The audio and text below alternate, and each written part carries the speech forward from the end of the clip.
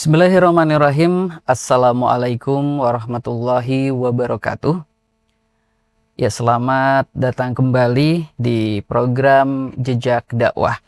Ya, sebuah program yang mengajak kita ya menelusuri kisah para dai, para ustadz dan pejuang ilmu yang telah mendedikasikan hidupnya ya untuk menyebarkan kebaikan dan cahaya Islam. Dan kesempatan hari ini kita kedatangan tamu yang sangat spesial ya. Beliau adalah seorang pengajar, dai dan juga salah satu lulusan dari Universitas Islam Madinah yang insya Allah kiprah dakwah beliau juga sudah cukup panjang ya, khususnya di kota Cirebon dan sekitarnya. Ya, bersama saya di sini ada Ustadz Muhammad Asundi LC dan kita akan ngobrol-ngobrol santai ya, dan tapi insya Allah penuh hikmah. Jadi kita akan gali sewaktu beliau menuntut ilmu di kota Madinah sampai akhirnya aktif ya berdakwah di kota Cirebon ini. Dan kita juga akan mencari tahu ya apa saja tantangan yang pernah beliau hadapi ya, dan tentu saja apa motivasi yang membuat beliau itu tetap semangat ya sampai dengan hari ini. Baik, kita langsung saja menyapa beliau. Assalamualaikum, Ustaz. Waalaikumsalam warahmatullahi wabarakatuh. Ayakumullah. Ustaz, kabarnya Ustaz? Alhamdulillah, bikhair. Damang Ustaz ya? Alhamdulillah. Damang sehat. Alhamdulillah. Kumang Kang Yayan. Iya Ustaz. Sehat. Alhamdulillah Ustaz. Dan tentunya di waktu yang mungkin cukup singkat ini Ustaz ya, tapi nggak apa-apa Ustaz ya, kita ngobrol-ngobrol santai aja Ustaz. Siap. Terkait dengan kisah dari Ustadz yang tentunya ini ya kita ingin mengambil pelajaran Ustadz, ingin mengambil motivasi dan juga nasihat-nasihat dari Ustadz terkait dengan perjalanan Ustadz ya, dari ketika mungkin menuntut ilmu sampai dengan Ustadz aktif berdakwah. Dan tentu ini juga apalagi di zaman sekarang dakwah sudah sangat berkembang pesat Ustadz ya.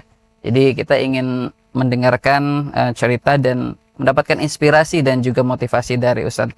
Baik Ustadz, mungkin kita ingin lebih tahu dulu Ustadz terkait dengan waktu ketika Ustadz kecil. Nah, ini masa kecil Ustadz, mungkin secara singkat Ustadz ya. Saya kecil di Tasikmalaya. Nah iya, di Tasikmalaya, lahir di Tasikmalaya Ustadz ya. Dan betul. Tentunya gimana Ustadz terkait dengan waktu masa kecil Ustadz, mungkin ada semacam mondok kah atau gimana? Ini gimana Ustaz kata tersebut? Ketika kecil, alhamdulillah diasuh oleh kedua orang tua yang komplit, ibu sama bapak, bersama saudara saya satu orang, tetapi tinggal di kampung. Kampung Karangnunggal, Tasikmalaya Selatan. Ke arah Karangnunggal ini terkenal dua tempat, yaitu Cipatujah dan Pamijahan. Nah, saya di sekitaran sebelum Pamijahan, sebelum Cipatujah. Kampung yang kalau masa itu belum ada listrik, belum. Tahun berapa iya. Belum ada listrik? Iya betul, masa kecil lahir tahun 75 iya. Sampai 80 sampai 80 sekian begitu. Itu belum ada listrik. Iya. Kalau sekolah gimana? Gitu. Sekolah. Nah, sekolah jalan kaki jauh begitu, seperti itu. Dan mulai kenal memang dengan belajar. Alhamdulillah di kampung saat itu dikondisikan anak-anak ini untuk belajar, ada ke musola begitu, ada ke sekolah agama modelnya gitu, sekolah agama, atau juga ngaji setelah maghrib seperti itu. Walaupun tidak benar-benar mondok seperti itu. Iya, waktu dulu saya kecil juga gitu, maksudnya memang habis sekolah umum gitu saja, terus ada kayak madrasah gitu. Nah itu gimana Ustaz? Jadi perjalanan ketika mungkin di waktu kecil kan belajar ya, biasa kan mungkin belajar ngaji, belajar sholat. Nah kalau fokus misalkan untuk belajar yang nyunah gitu Ustaz, ini mulai kapan Ustaz? Oh itu mah sudah mulai beranjak remaja agak dewasa begitulah. Setelah selesai SMP, karena SMP di kampung, SMA juga di kampung. SMA Oh iya, berarti satu SMA SMP. umum. Ya. Setelah SMA, nah itu mulai mengenal kajian sunnah awal-awal begitulah. Nah, Mulai itu mengenal. dari mana saat informasi ada kajian disebut kata Ustadz di kampung lah gitu.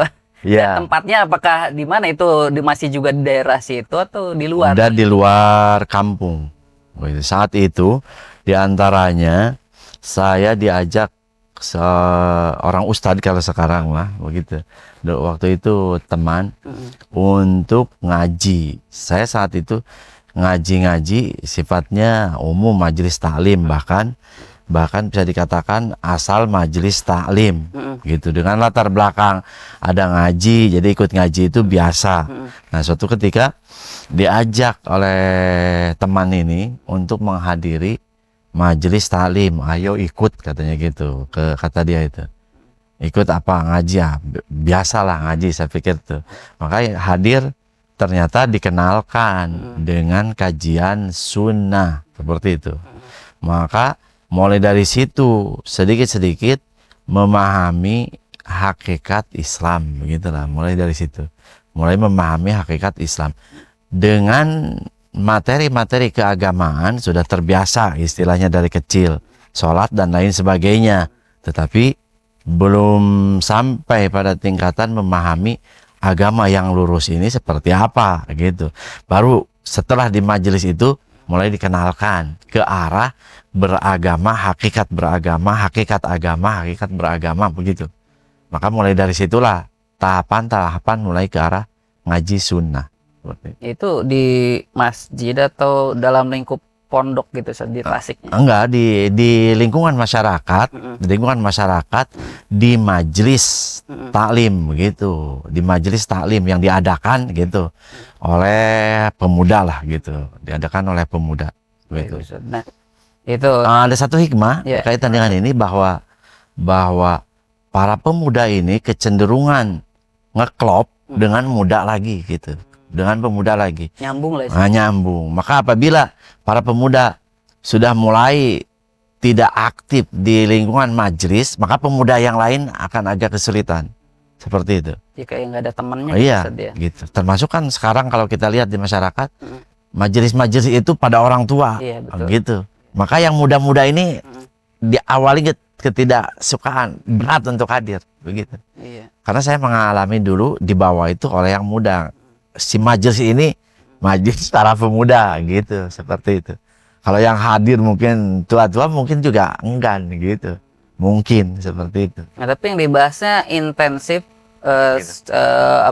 berunut gitu, Ustadz, kayak kita membahas kitab atau gimana? Enggak, kajian saat itu kajian macam tematik aja, kajian tematik. Kali-kali saya juga kadang hadir, kadang enggak, seperti itu. Nah, ceritanya ke Universitas Islam Madinah gimana, Ustadz? Dan mungkin kan kita harus punya bekal nih. Nah, awalnya gimana saat bisa, Masya Allah, Ustadz bisa ke sana itu? Untuk ke Madinah, saat itu saya mulai tertarik kepada ngaji sunnah, lalu mesantren di Yogyakarta. Oh gitu, mesantren di Yogyakarta. Tasik itu hanya sekedar kajian saja. Iya. Lalu mondok dulu. Mondok dulu di Jogja. Mondok di Jogja. Di Mahad apa itu, Ustadz? Di Mahad Jamilur Rahman. Masya Allah. Iya, Ustadz, tadi pikir Ustadz dari Tasik langsung ke Madinah, gitu. Ternyata ke mondok dulu. Iya, mondok di Yogyakarta. Kurang lebih setahun setengah atau 2 tahun seperti itu. Memang sudah ada latar belakang ngaji-ngaji gitu. Udah latar belakang ngaji-ngaji, lalu ikut pengajian, mulai memahami sunnah, begitu sedikit-sedikit ikut, kalau bahasa sekarang itu kan daurah, begitulah, ikut daurah. Maka setelah itu mahad, ke pondok. Nah, di Mahad ini secara spesifik apakah pendalaman bahasa Arabnya? Intensif kajian ilmiah, bahasa Arabnya ada, begitu. Ilmu alatnya ada, seperti itu. Yang lain-lainnya, seperti itu. Iya, Masya Allah. Nah, ini gimana, Ustadz? Waktu itu cerita ke Madinah itu gimana, Ustadz? Apakah seleksinya dari pondok ataukah memang ada yang merekomendasikan, Ustadz? Dulu awal-awal masih ada muqabalah, ada tes. Iya. Syekhnya datang. Oh, Syekh datang Iya. dari Saya Madinah datang ke Madinah ke Indonesia. Waktu itu kalau nggak salah 2 tempat. Satu tempat di Jakarta, Iya. satu tempat lagi di Jawa Tengah, di Tengaran. Gitu, Al-Irsyad Tengaran. Saya ikut yang di Tengaran. Ikut di Tengaran. Pada ke sana, nah di sana itu diadakan daurah dulu sebetulnya. Diadakan daurah. bagi yang berminat gitu, Ustaz, atau memang umum? Diadakan daurah diisi oleh masyayikh. Lalu peserta daurah ini berikutnya akan ada tes untuk ke Jamiah Islamiyah, untuk ke Universitas Madinah. Nah sayangnya saya tidak termasuk yang ikut peserta daurah. Seperti itu. Kata yang lain, yang potensinya untuk diterima yang ikut daurah ini, karena di daurah itu ada tes akhir daurah, ada nilainya selain tes untuk penerimaan, seperti itu, sehingga akan kelihatan dia menonjol. Nah saya datang begitu saja untuk tes saja, begitu. Memang harusnya diberi ikut daurah dulu gitu, Ustaz. yang peluangnya besar yang ikut daurah. Memang ada kuota untuk yang tidak ikut daurah, silahkan ikut tes, begitu. Diterima enggaknya, nah, terserah syekhnya, gitu. Ikut di tes ya, sebagian bisa, sebagian nggak bisa. Selesai, tunggu pengumuman tahun yang akan datang, gitu. Ternyata nama saya keluar, baru setelah itu berangkat. Nah, itu tahun berapa tes itu, Ustaz? Tahun akhir 90-an. Akhir 90, berarti menjelang 2000. Menjelang 2000. Menjelang 2000. Gimana saat waktu itu, Ustaz? Ketika Ustaz pengumuman itu via apa saat waktu itu, Ustaz? Apa surat? Sebenarnya kita di Mahad tidak ramai seperti sekarang masalah alat komunikasi. Gitu. Jadi nggak tahu gimana pengumuman, gimana katanya. Ternyata ada yang membawa kabar, gitu. Ada yang mengkabar ke Mahad itu, dari pihak Mahad Al-Irsyad Tengaran. Ada katanya di Jamiur Rahman nama masuk, nama ini, gitu. Ternyata nama saya. Satu yang juga gitu ya. Masya Allah. Gitu. Persiapannya saat waktu itu ketika mau ke Madinah, persiapannya langsung berangkat apa setelah di tes itu, Ustaz? Maksudnya setelah diterima untuk keberangkatan? Itu ada kepanitiaan. Oh gitu. Nggak tahu kalau sekarang ya, nggak ngikuti sesuatu yang gampang sebetulnya. Kalau sudah fix diterima, data kita sudah ada di panitia, tinggal kata panitia apa yang dipersiapkan, kita siapkan, datang tanggal sekian, tinggal datang, udah selesai semua, gitu, dipermudah. Untuk sekarang wallahu a'lam. Begitu. Iya, berarti kan waktu itu kan pasti belum punya paspor, belum punya ini, saat ngurus-ngurus. Nah, kayak gitu mah iya. Penuhi syarat-syarat ini gitu. Kalau sekarang mah katanya udah di awal udah harus nyiapin kayak gitu. Ya, berarti sebenarnya kalau zaman sekarang kan memang karena pondoknya banyak, terkadang seleksi ketat saja. Tapi sepertinya kalau zaman dulu ya walaupun tidak pesat sekarang perlintas-lintas informasinya, tapi alhamdulillah itu ke pesantren itu ada saja untuk informasi. Iya, ada yang bawa gitu.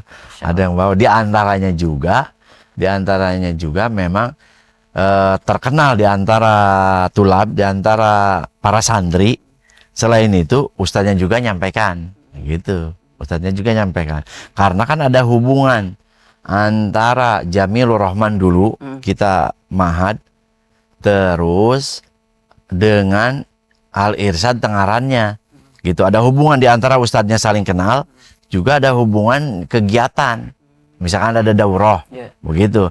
Maka dari Jamiur Rahman ini diminta utusan apa, jadi termasuk kuat hubungan antara Jamiur Rahman ini dengan Al-Irsyad Tengaran, seperti itu. Ya, Ustaz, mungkin sedikit mengulang tadi terkait dengan ketika Ustaz lulus SMA. Nah, ini memang kecenderungan dari Ustadz sendiri untuk pengen mondok atau memang ada dari peran dari orang tua juga sih? Oh gitu. Pada dasarnya dulu mengalir begitu saja. Orang tua tidak terlalu mengarahkan gitu kepada keagamaan atau enggak. Cuma dari kecil lingkungan begitu, termasuk orang tua mengharuskan untuk ke masjid ini, begitu. Mengharuskan untuk ke masjid, seperti itu. Pokoknya diantara yang diketati oleh orang tua, ke masjid, belajar Al-Quran, pokoknya apa yang ada apa yang diajarkan di masjid gitu, ikuti seperti itu. Tapi semakin dewasa enggak gitu. Dan alhamdulillah ketika mengenal kajian sunnah, kecenderungan untuk ke agama dari pribadi gitu, dari pribadi, sehingga untuk mondok pilihan pribadi seperti itu. Alhamdulillah. Dan itu sebesar-besarnya pendorong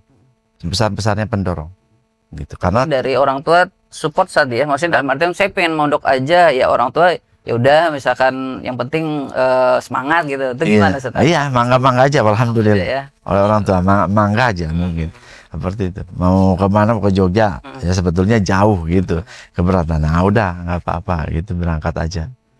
Nah tapi Masya Allah Ustaz, tadi kata Ustaz cuma 1,5 tahun ya, itu Iya. kayaknya itu waktu yang cukup singkat sih mondok Iya. di situ, atau memang karena memang waktu itu sudah ada seleksi itu ketika waktu Ustaz baru 1,5 tahun, lalu Ustaz ikut seleksi dan alhamdulillah keterima, atau gimana saat itu ceritanya? Tidak secara khusus mempersiapkan diri untuk ikut tes, misalkan kualifikasi bahasa Arab begini begitu, enggak. Pokoknya ada di Ma'had, belajar mengikuti program yang ada di Ma'had aja gitu. Karena Ma'had itu bukan untuk di training lulus keluar, bukan gitu. Tapi untuk pendalaman keilmuan, memang untuk pendalaman ilmu syariat, sehingga mengikuti aja apa yang diprogramkan. Ada kesempatan tes untuk ke luar negeri, ikut saja begitu, tidak ada secara khusus seperti itu.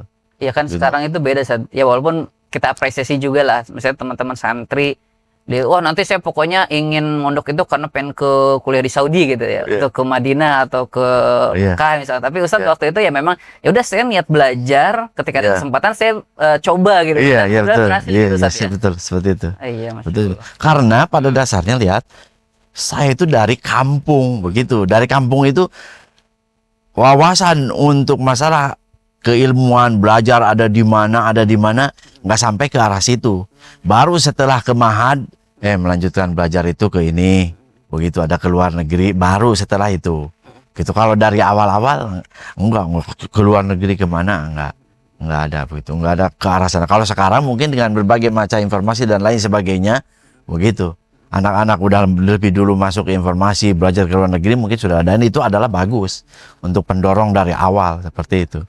Untuk bagus seperti itu. Nah itu ketika Ustaz dapat info diterima, keluarga gimana Ustaz? Senang nggak Ustaz? Oh, Iya. Wah ini anak saya mau kuliahnya di Madinah gitu. Iya, Jam betul, segitu betul, Ustaz, ya betul. jam segitu kan Masya Allah Ustaz. Iya. Saya kan Sangat senang dikarenakan saya mondok sendiri, ada dorongan dari diri sendiri karena pingin mendalami agama Islam. Maka ketika lulus mendapatkan kesempatan lebih senang lagi. Oleh karena itu awal kali mendengar nama yang keluar, nama saya belum diverifikasi, saya langsung sujud syukur saat itu. Setelah diverifikasi ternyata benar ya. nama saya, seperti itu. Alhamdulillah. Itu langsung cerita ke orang tua atau gimana Ustaz? Telepon gitu Ustaz? Saat itu kayaknya nggak ada, telepon, atau di kampung nggak ada telepon. Iya susah ya Ustaz. Jadi pas pulang gitu mungkin. Iya, pas pulang aja seperti itu. Gitu ya. Persiapan untuk berangkat ke sana, pulang begitu. Jadi rumah kenapa pulang begini lurus, gitu. Udah setelah itu diurus berangkat. Ya berarti di Universitas Islam Madinah itu ngambil jurusan apa Ustaz? Syariat. Ambil jurusan syariat. Itu berapa tahun Ustaz di sana Ustaz? Kira-kira. Persiapan bahasa 1 tahun gitu, sisanya kuliah seperti itu. Sampai dengan tadi Ustaz lulus 2005 ya, seperti itu. Iya. Nah itu waktu di sana belajar kan mungkin internasional Ustaz ya. Di sana kan banyak dari berbagai negara gitu. Rasanya kan mungkin di pondok juga kan kayak Ustaz mungkin belajar bahasa Arab, ngomong bahasa Arab mungkin udah biasa. Nah, ketika langsung di sana itu penerapannya itu sama atau beda saat waktu kuliahnya di Madinah dengan mungkin pembelajaran yang di pondok itu Ustaz? Sangat berbeda. Walaupun di Indonesia sekarang sudah mulai banyak masyaikhnya yang ngajar gitu. Ketika di pondok sesama orang Indonesia gitu, baik teman-teman ataupun yang ngajar. Sementara di sana langsung dengan masyaikh yang berbicara bahasa Arab, bahasa ibunya adalah bahasa Arab gitu. otomatis sangat-sangat berbeda seperti itu. Waktu itu gimana Ustaz dengan teman-teman Ustaz di sana, kehidupan mungkin di asrama gitu, ada ini nggak Ustaz, ada pengalaman yang menarik nggak Ustaz? Iya. Ya, di asrama kita berteman dengan, sepertinya diatur oleh pihak universitasnya bahwa di asrama itu dari berbagai macam negara begitu. Nggak khusus Indonesia. Nggak khusus Indonesia seperti itu, sehingga pernah berasrama diantaranya dengan ada orang Asia kayak Cina gitu atau Thailand, pernah juga dengan Afrika, pernah juga dengan orang mana, orang wilayah Asia Tengah itu Afghanistan, pernah juga seperti itu. Itu ada. Nah, dengan berbagai macam latar belakang seperti itu, tetapi disatukan dengan komunikasi bahasa Arab, betul, disatukan dengan komunikasi bahasa Arab sehingga memperlancar bahasa Arab begitu. Walaupun latar belakang macam-macam, termasuk diantaranya yang kadang membuat tidak enak begitu, membuat tidak enak dengan latar belakang macam-macam. Kadang masak di wilayah situ, diantara masakan yang bermacam-macam, baunya pun ada yang suka, ada yang tidak. Iya.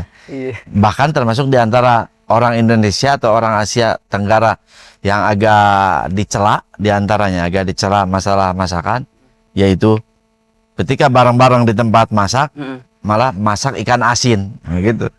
Malah ikan asin, yang lain nggak familiar, yang lain nggak suka, begitu. Ikan asin itu Bau. maksudnya dari kita apa dari? Bawa ikan asin ketika liburan, ada yang bawa gitu, dia masak. Nah, itu diantaranya. Kehidupan antar beda negara. Iya. Berarti tapi waktu berangkat dari Indonesia itu ada berapa orang Ustaz? Maksudnya dari Indonesia itu kita berangkat bareng gitu. Sekitar 40-an. 40-an. Sekitar 40. Walau sekarang kuotanya berapa? Sekitar 40, 45. Itu 40 itu dari seluruh Dari Indonesia. berbagai macam begitu. Yang tadi 2 tempat seleksi itu Ustaz ya? Iya, dua tempat seleksi. Saya lihat hampir dari berbagai pulau kayaknya. Dari Indonesia, dari Sumatera begitu. Dari berbagai tempat ada. Tapi di sana kita berkomunitas juga nggak Ustaz? Dalam artinya tadi kan seasrama mungkin sekamar gitu kan beda-beda ya. Beda-beda. Tapi tetap ya, maksudnya dalam artian komunitas ada gitu ya. Komunitas orang Indonesia. Ada pertemuan sesama orang Indonesia begitu. Ada semacam organisasi begitu. Bukan organisasi yang resmi banget begitu. Yang mengumpulkan bila ada keperluan bersama di sana begitu. Ada juga tempat duduk-duduk gitu untuk mengobrolkan sesama teman di Masjid Nabawi. Ada space-nya begitu. Di situ kawan-kawan Indonesia, di Masjidil Haram, kalau Masjidil Haram ingin ketemu, ada space biasa dipakai oleh kawan-kawan Indonesia seperti itu. Seperti itu. Senangnya lagi apa saat kuliah di Madinah Ustaz? Dalam artian tadi dari sisi pembelajarannya kan beda ya. Pasti langsung dengan masyaikh gitu Ustaz ya, dengan syekh-syekh yang mengajarkan ilmu itu gitu kan. Nah, ini pelajaran apa Ustaz? Mata kuliah apa yang paling Ustaz sukai gitu Ustaz waktu di Iya. Saat itu kita ambil jurusan syariah. Syariah paling banyak jamnya itu tentang fikih. Tentang fikih.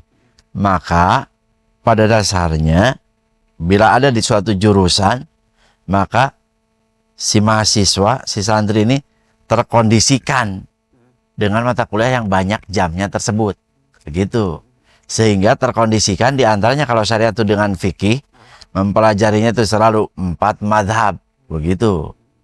Mempelajarinya 4 madhab, terkondisikan dengan seperti itu. Sehingga sangat kental.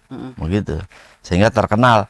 Kalau orang jurusan syariah ini kalau ditanya suatu masalah tidak to the point, ini jawabannya. Begitu. Tapi berputar-putar dengan ada pendapat ini, ada pendapat itu, ada pendapat gitu. Iya, berarti bagus saat ya, dalam artian ketika kita kuliah itu membuka cakrawala berpikir kita kan saat maksudnya dalam artian kan kalau di masyarakat kadang kita udahlah ribet saya ikut fulan aja misal atau mazhab fulan gitu, tapi kan dari ketika kita kuliah ya kita dibentangkan nih dari pendapatnya mazhab ini gitu Ustaz. Jadi terima semua gitu. Iya itu. Masya Allah. Betul. seperti itu. Iya, Ustaz. Nah, ini nggak Ustaz, pernah ngalamin ini nggak Ustaz, waktu itu kuliah mungkin ditinggal di negara orang ya, walaupun kita di kota Nabi gitu saja. Ada perasaan jenuh nggak Ustaz? Maksudnya dalam arti, aduh saya kangen Indonesia gitu. Itu ada perasaan gitu nggak Ustaz?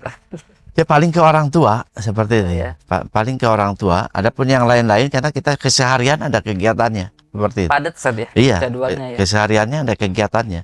Apa tuh? Ada pokoknya yang dilakukan. Tidak melakukan sesuatu itu paling tidur, begitu. Tidak melakukan sesuatu paling tidur, selesai. Setelah itu ada kegiatannya. Tapi waktu itu belum nikah Ustaz ya? Nikah, betul. Nikah itu ketika sudah pulang ke Indonesia. Akhir-akhir masih di sana, akhir-akhir. Oh gitu. Gitu.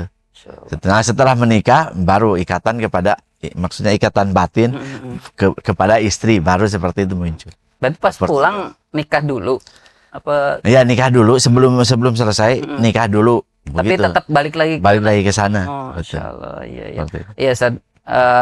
Mungkin pertimbangannya Ustaz ya. Ini mah kita sambil ngobrol ini aja. Kalau pelajar nih Ustaz ya. Iya. Berarti ketika santri misalkan kan sekarang itu banyak juga fenomena saya menjaga diri gitu kan, dengan nikah dulu, tapi akhirnya belajarnya jadi nggak fokus gitu. Nah menurut Ustaz gimana Ustaz? Lebih baik gimana kalau kita sebagai santri, sebagai pelajar gitu Ustaz, untuk tanggapannya terkait dengan nikah dulu apa selesaiin kuliah dulu atau belajar dulu gitu Ustaz? Ya.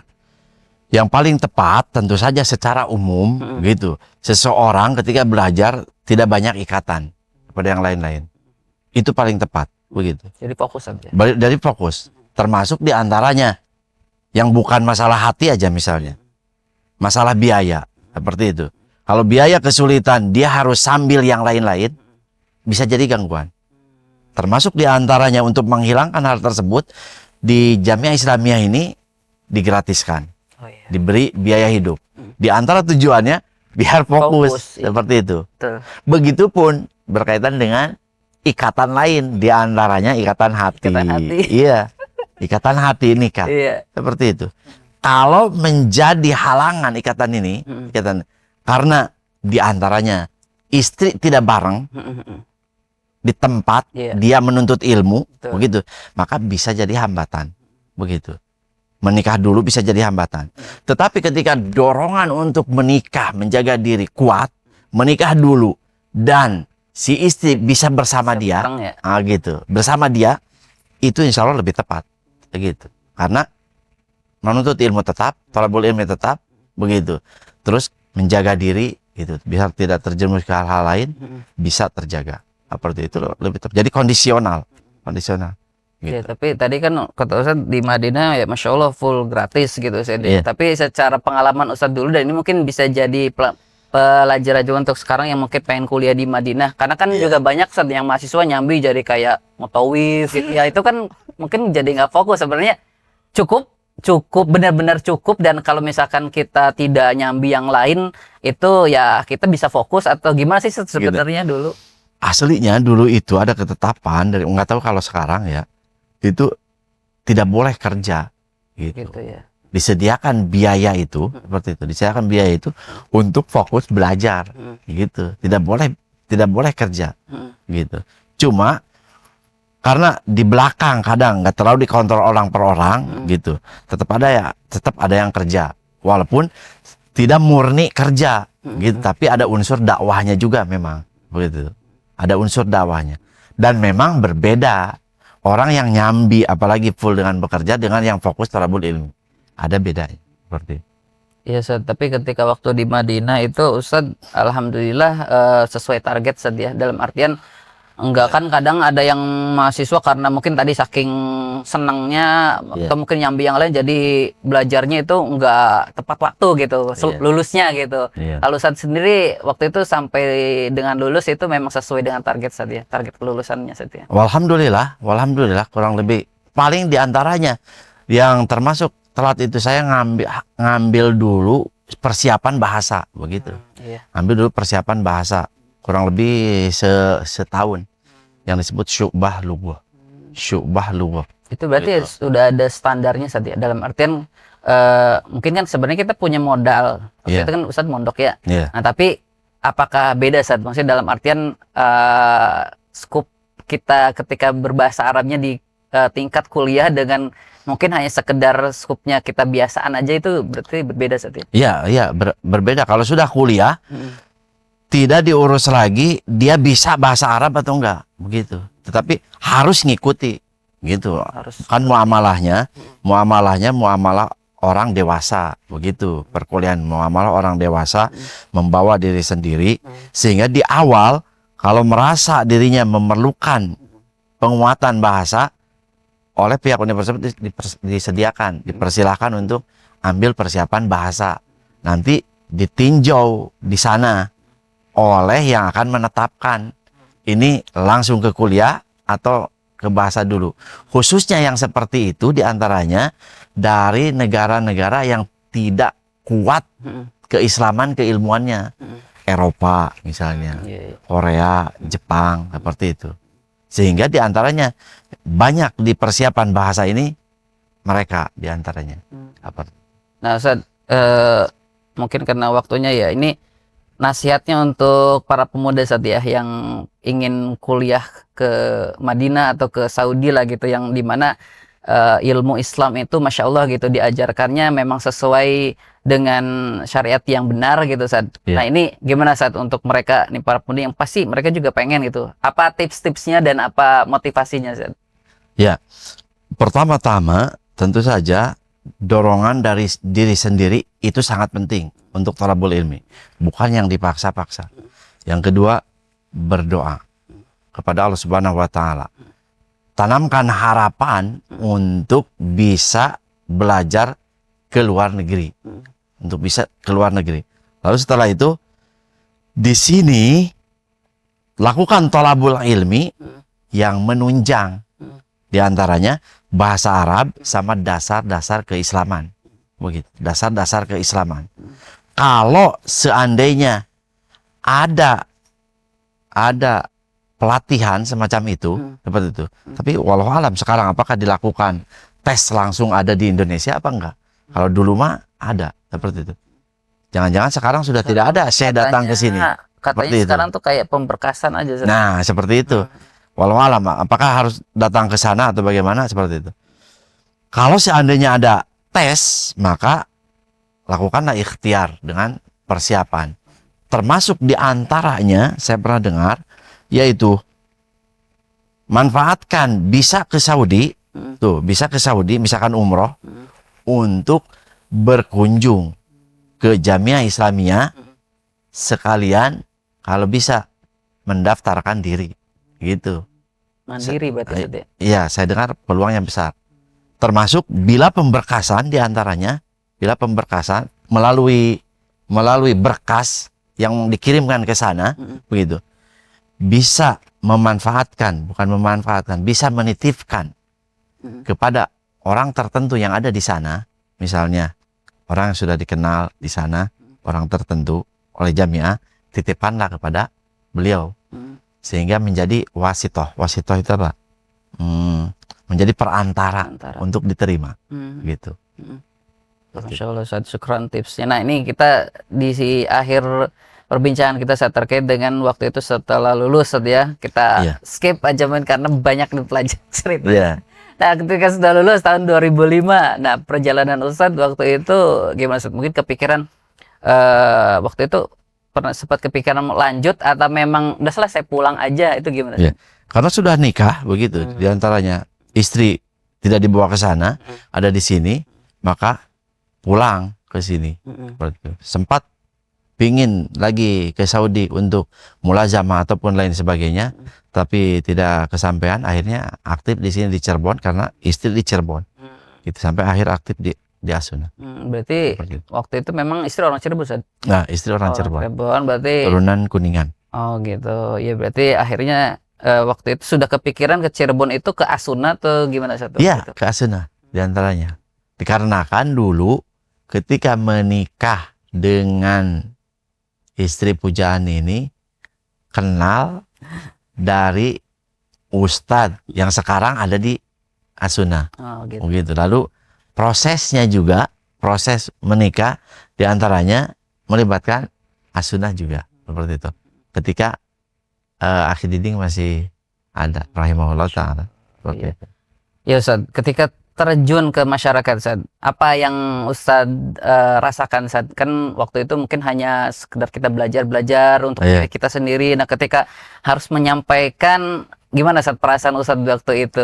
Awal kali, wah saya ini harus menyampaikan ilmu saya gitu, itu gimana Ustaz? Ya, diantaranya awal kali aktif yaitu ngajar, gitu, ngajar di anak-anak, begitu. Saat itu MTS, begitu, ngajar di MTS. Tetapi bisa dikatakan mudah dikarenakan ngajar ini langsung dengan kitabnya, langsung dengan kitabnya. Kitab yang dipaketkan apa, begitu, dilihat isinya, maka saya lihat usia anak-anak gimana, maka saya tandain materi yang cocok dari yang ada di dalam kitab itu buat anak-anak, seperti itu. Itu yang awal kali terjun aktif di sini. Nah, kalau ke masyarakat gimana Ustaz? Maksudnya ngisi kajian langsung atau jadi khotib Jumat? Atau khotib Jumat. Ya, saya tidak terlalu dengan bagaimana caranya begitu, tetapi lebih fokus kepada materinya yang disiapkan, begitu. Jamaah yang hadirnya ini siapa? Apakah kebanyakannya orang yang sudah ngaji atau kebanyakannya orang umum, seperti itu. Menyiapkan materinya, topiknya apa, begitu. Terus tambahannya apa, sehingga bisa ringkas tetapi tidak mengurangi esensi ilmiahnya. Lebih kepada itu. Adapun pembawaannya cenderung natural saja dan lain sebagainya, natural saja, seperti itu. Nah, ada pembahasan yang ini nggak Ustaz, yang istilahnya yang paling senang Ustaz sampaikan nggak Ustaz? Atau semua pembahasan ya insya Allah bisa lah untuk disampaikan gitu? Ya, pada dasarnya mengemasnya bagus ataupun pilihan kata-katanya bagus, semua materi harus tersampaikan kepada masyarakat. Semua materi harus tersampaikan karena masyarakat harus tahu keseluruhan segala hal berkaitan dengan syariat Islam ini. Paling banter tinggal masalah waktunya, momennya untuk disampaikan sama pilihan kata-katanya, seperti itu keseluruhan. Termasuk diantaranya secara umum dua hal yang harus senantiasa ke masyarakat, yaitu masalah akidah dan syariah, peribadahan. Akidah dan peribadahan di masyarakat, seperti itu. Termasuk di dalamnya syariat ini adalah masalah gaul sesama masyarakat, begitu. Termasuk diantaranya adalah ibadah mahdoh kepada Allah Subhanahu Wa Taala, termasuk akidah. Dua hal itu diantaranya, seperti itu. Iya Ustaz, Masya Allah ya, kalau tadi saya hitung berarti dari 2005 sampai sekarang 2020 berarti sudah sekitar 20 tahun Ustaz ya berkiprah berdakwah di Cirebon ya, di bawah naungan lembaga Yayasan As-Sunnah Cirebon. Nah, mungkin gimana Ustaz menjaga semangat kita Ustaz, konsistensi kita ya dalam berdakwah? Kan mungkin kadang orang ada, aduh saya jenuh atau bagaimana. Nah, ini manusiawi, tapi menjaga semangat itu kan harus Ustaz ya. Ini gimana Ustaz? Iya. Di antaranya senantiasa menanamkan pentingnya ajaran Islam ini untuk sampai ke masyarakat.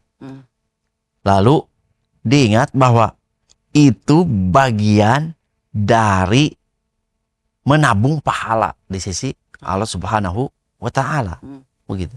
Justru yang dikhawatirkan adalah bukan perubahan semangat menjadi menurun, tetapi perubahan keikhlasan itu yang lebih berat, khususnya godaan-godaan kehidupan di sekeliling berkaitan dengan seorang dai, seorang yang aktif di dalam tarbiyah, begitu.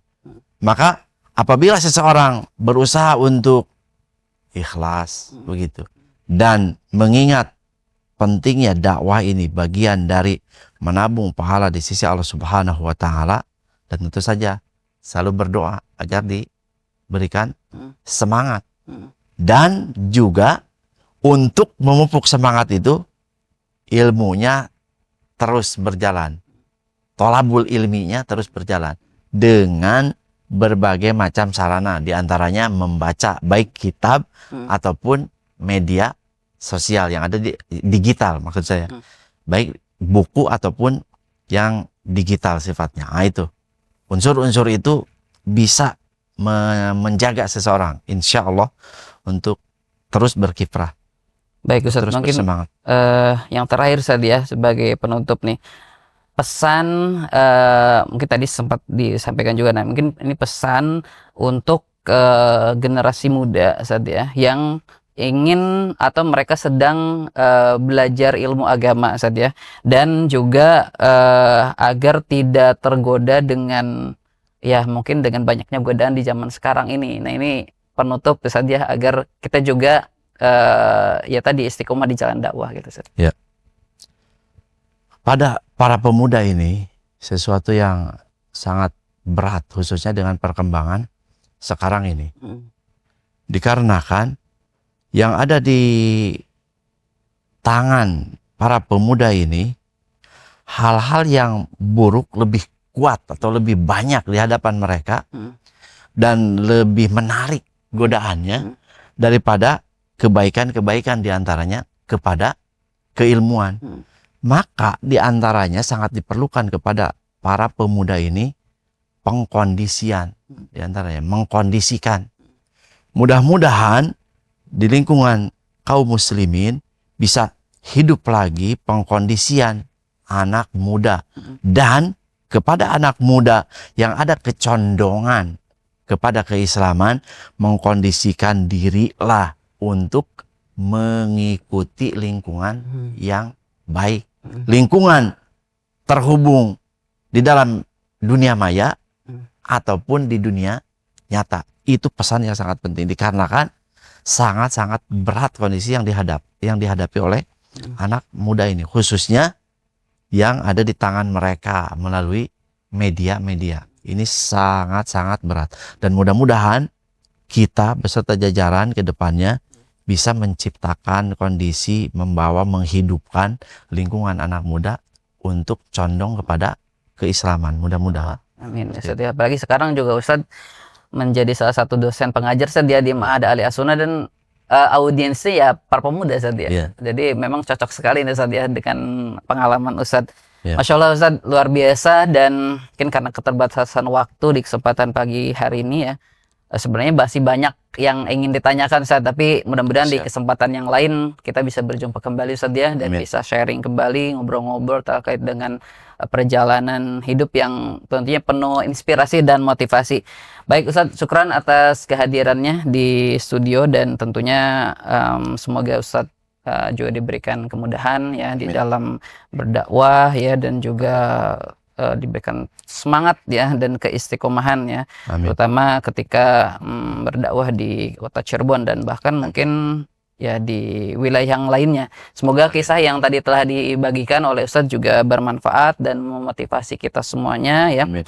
Yang tentunya Ustadz juga menyatakan bahwa ya berdakwah dan menuntut ilmu itu ya tentu bukan milik seseorang yang mungkin harus yang udah ngerasa sudah jadi gitu ya, tapi ya bisa kita dimulai ya dari kita semuanya dengan tekad yang kuat dan tentunya juga dengan niat yang lurus. Dan terima kasih Ustadz atas keluangan waktunya. Semoga Allah selalu menjaga dan memberkahi perjuangan Ustadz. Dan juga buat teman-teman semuanya, terima kasih yang sudah menyimak program Jejak Dakwah. Insya Allah kita bisa simak kembali untuk kisah perjalanan dari para dai dan Ustadz yang lainnya dalam program Jejak Dakwah, tentu hanya di Radio Kita FM dan TV Sunnah. Kita tutup kebersamaan kita di kesempatan kali ini. Subhanakallahumma wa bihamdika, asyhadu an la ilaha illa anta, astaghfiruka wa atubu ilaik. Wassalamualaikum warahmatullahi wabarakatuh. Waalaikumsalam warahmatullahi wabarakatuh.